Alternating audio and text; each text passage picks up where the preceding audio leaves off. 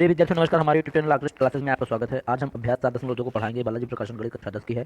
दोस्तों इससे पहले और सारी वीडियो हमारे आ चुके हैं। अगर आप हाई स्कूल में हैं, आपसे संबंधित कोई है तो उसे ये वीडियो शेयर करते रहो और हमारे चैनल को सब्सक्राइब करने के लिए उसे प्रेरित जरूर करो। अगर वीडियो पसंद आए तो, ना पसंद आए तो अनसब्सक्राइब कर दो और लाइक की बजाय डिसलाइक करो। ठीक है, चलिए भी चलते क्वेश्चन नंबर 1 की ओर। अभ्यास 7.2 में पहला क्वेश्चन दिया है, दी गई आकृति में त्रिभुज ए सी बी समरूप त्रिभुज किसके ए पी क्यों है।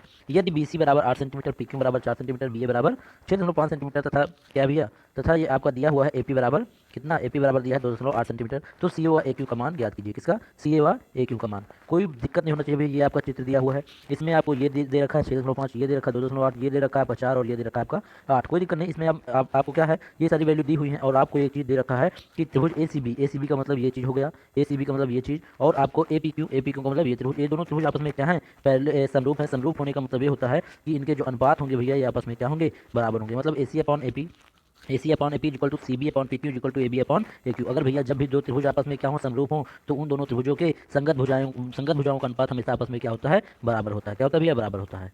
भैया जब ये अनुपात बराबर होते हैं तब करेंगे क्या, हम बहुत ध्यान से देखेंगे कि भैया दोनों को हम क्या करेंगे, दो को आपस में इक्वल करके सॉल्व कर लेंगे। एक बार इन दोनों को बराबर करेंगे, किसको भैया, एक बार इन दोनों को हम बराबर करके सॉल्व करेंगे तो ये भैया सॉल्व करेंगे तो यहाँ से ए सी का मान आ जाएगा, और एक बार जब इसको भैया हम बराबर करेंगे आपस में, मतलब इस वाले को, तब यहाँ से भैया ए क्यू का मान आ जाएगा। यहाँ से क्या आ जाएगा, ए क्यू। यही ए सी और ए क्यू हमें क्या करना था, ज्ञात करना था। अर्थात ए सी बराबर 5.6 और ए क्यू बराबर 3.25 सेंटीमीटर। यही आपके सॉल्यूशन हो जाएंगे। इस प्रकार से क्वेश्चन नंबर 1 आपका खत्म हुआ। अब हम चलते हैं क्वेश्चन नंबर सेकंड की ओर। क्वेश्चन नंबर सेकंड हमारा कह रहा है भैया चित्र में क्या कह रहा है, बहुत ध्यान से देखेंगे। क्वेश्चन नंबर सेकंड हमारा कह रहा है कि चित्र में ए ओ अपॉन ओ सी, क्या A O upon O C is equal to B O upon O D is equal to 1/3 है। यदि डी सी बराबर इतना है तो ए बी का मान आपको क्या करना है, ज्ञात करना है। ए बी का मान क्या करना है भैया, ज्ञात करना है। ए ओ बी त्रिभुज और त्रिभुज सी ओ डी में क्या होगा, जब दो त्रिभुज भैया समरूप होते हैं तो निश्चित है उनका अनुपात हमेशा आपस में क्या होता है, बराबर होता है। क्या होता है भैया, बराबर होता है। तो इसको हम बराबर कर देंगे। यहाँ से कोण ए ओ बी बराबर कोण सी ओ डी, सी सभी में कोण है, ये चीज़ आपको दे रखा है। अर्थात सर्वांग क्षमता प्रमेय से क्या, एस ए एस सर्वांग क्षमता, एस ए एस का मतलब side angle side, side angle side मतलब भुजा कोण भुजा। सर्वांग क्षमता से क्या होगा, ये दोनों त्रिभुज आपस में सर्वांगसम होंगे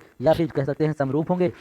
जब भैया दो मतलब त्रिभुज आपस में सर्वांशों में समरूप होते हैं तो ध्यान रखना भैया, आपको ये कंडीशन दे दी जाएगी, A upon O C equal to B upon O D equal to A B upon D C. अब यहाँ से A B upon D C equal to A upon O C हो जाएगा। क्या हो जाएगा, ए अपॉन ओ सी, ये बराबर 1/3 के, तो A B upon D C का मान रख दिया बराबर ये आपका, तो ए बी यहाँ से निकल आएगी भैया 1.5 मतलब 1/2। यही आपका 1/2 मतलब 0.5 सेंटीमीटर। यही आपको फाइंड करना था, किसकी वैल्यू, ए बी की वैल्यू। यही आपकी आगे 0.5 सेंटीमीटर। ठीक है, इस प्रकार से क्वेश्चन नंबर सेकंड भी खत्म हुआ। अब हम चलते हैं क्वेश्चन नंबर थर्ड की। क्वेश्चन नंबर थर्ड हमारा क्या कह रहा है, वो ध्यान से समझने की हम कोशिश करेंगे कि भैया 10 सेंटीमीटर ऊंची एक ऊर्ध्वाधर छड़ी की छाया 8 सेंटीमीटर लंबी है। एक 8 सेंटीमीटर क्या बनती है, लंबी बनती है। ठीक उसी समय एक मीनार की छाया 30 सेंटीमीटर है, तो मीनार की ऊंचाई ज्ञात कीजिए। भैया क्या ज्ञात करना है आपको, मीनार की ऊंचाई। बहुत ध्यान से समझने की कोशिश हम करेंगे भैया। ये आपका दे रखा है चित्र, क्या भैया, ये आपका दे रखा है चित्र। कह रहा है ये भैया आपकी मीनार है। यहाँ से भैया आपको क्या है, एक 30 सेंटीमीटर की दूरी है, ये 8 सेंटीमीटर की है, 10 सेंटीमीटर की दूरी है। यहाँ पर कह रहा है ऊर्ध्वाधर छड़ी की लंबाई की कितनी है, ऊर्ध्वाधर छड़ी की लंबाई 10 सेंटीमीटर, ये छड़ी है आपकी ऊपर को, तो ये भैया लंबाई आपको दे रखी है 10 सेंटीमीटर की। जमीन पर 8 सेंटीमीटर की छाया बनती है, और इस भैया जो ये आपकी छड़ी है,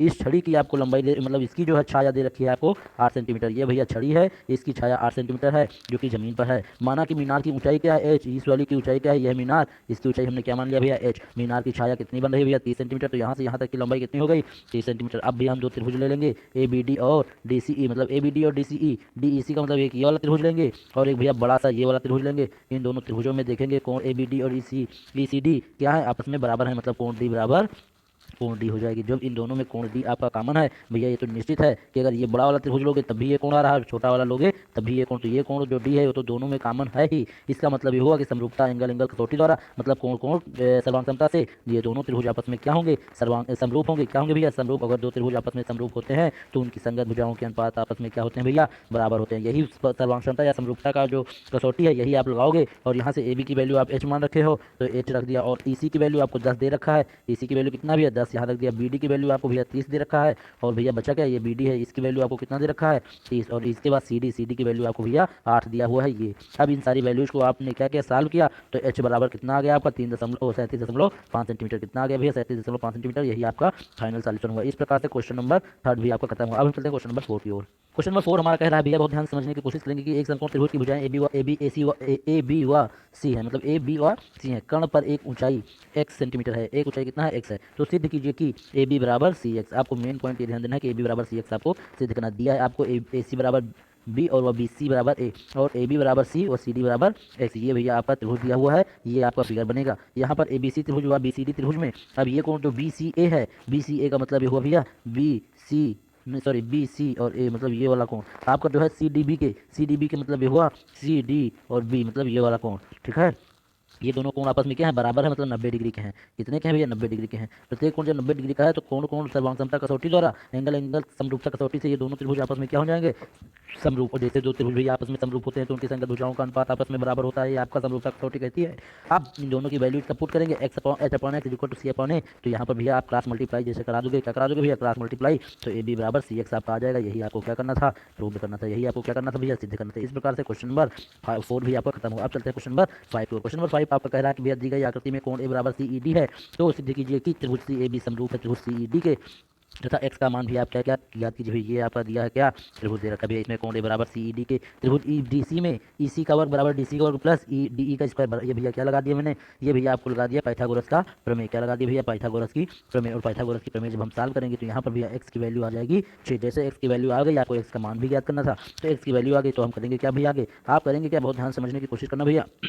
यहाँ से दो त्रिभुज ए बी सी व डी ई सी में, इन दोनों त्रिभुजों में दोनों कोण आपस में क्या होंगे, बराबर होंगे। कितना होगा, प्रत्येक कोण इसमें 90 डिग्री हो जाएगा, मतलब कोण सी बराबर कोण सी हो जाएगा। यहाँ एंगल एंगल कसौटी से क्या हो जाएगा, ये दोनों त्रिभुज आपस में समरूप हो जाएगा। यही आपको दिखाना था कि जो त्रिभुज आपस में क्या है, समरूप। एक तो समरूप दिखाना था, एक एक्स की वैल्यू ज्ञात करना था, दोनों ज्ञात हो गया। अब चलते हैं भैया क्वेश्चन नंबर 6 की। क्वेश्चन नंबर 6 हमारा कह रहा दी गई आकृति में सी ए बी कोण 90 डिग्री है, ए डी संलंब है किस पर, बी सी पर। यदि ए सी बराबर 75 है और भैया ए सी बराबर क्या है 75 सेंटीमीटर है, तो ए बी बराबर कितना दे रखा है, 1 मीटर देखा, ये देखिए 75 सेंटीमीटर है, जबकि ए बी क्या है 1 मीटर है। बी डी आपका इतने मीटर है, तो ए डी का मान आपको ज्ञात करना, ध्यान रखना है, तो सबको सेंटीमीटर में बदलेंगे या तो सबको मीटर में बदलेंगे, एक यूनिट में रखना है। अगर दो यूनिट अलग अलग रहेंगे तो वैल्यू में डिफरेंस आ जाएगा, मतलब आंसर नहीं आएगा। इसलिए सबको एक में रखेंगे, तो ये मीटर वालों को सबको हम सेंटीमीटर में बदलेंगे, तो 1 मीटर वाला 100 सेंटीमीटर हुआ 75 सेंटीमीटर, ये ऐसे रहेगा। और बी डी बराबर 125 सेंटीमीटर। अब भैया चलेंगे आगे, देखते हैं क्या होता है। त्रिभुज भैया बी ए सी ले लेंगे, क्या ले लेंगे, बी ए सी व त्रिभुज बी डी ए में। यहाँ क्या करेंगे भैया, इन दोनों त्रिभुजों को लेने के बाद हम इन दोनों कोण को निकालेंगे, कोण बराबर समकोण हो जाएगा, क्या हो जाएगा भैया, समकोण हो जाएगा। तब एंगल एंगल समरूपता कसौटी से क्या हो जाएगा, दोनों त्रिभुज आपस में क्या हो जाएंगे, समरूप हो जाएंगे, क्या हो जाएंगे, त्रिभुज बी ए सी और समरूप हो जाएगा बी डी ए के।